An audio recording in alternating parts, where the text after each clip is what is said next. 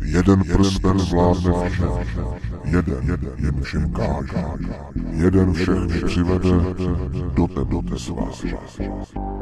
Ze světa Pána prstenů k nám přichází krásně zpracovaná sběratelská karetní hra, která je kompletně přeložená do češtiny a je určena pro 1 až 2 hráče. Ano, slyšíte správně, tuto karetní hru můžete hrát i o samotě. Jak je to možné, vysvětlíme později.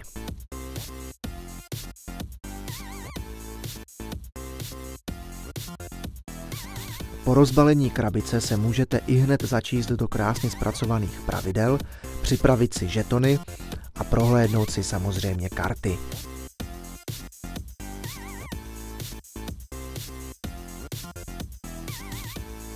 Před prvním hraním bude ještě potřeba sestavit počítadla ohrožení.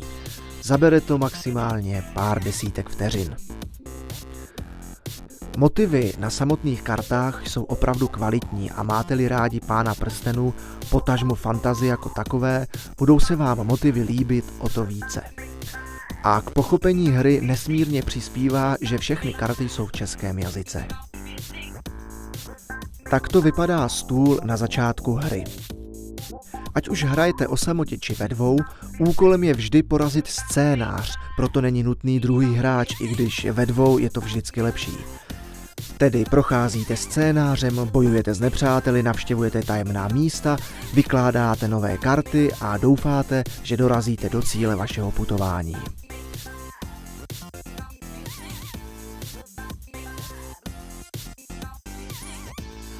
Karetní hra Pán prstenů je navíc sběratelská, takže si můžete na každou hru vytvořit jiný balíček a vždy tak prožívat jiné dobrodružství.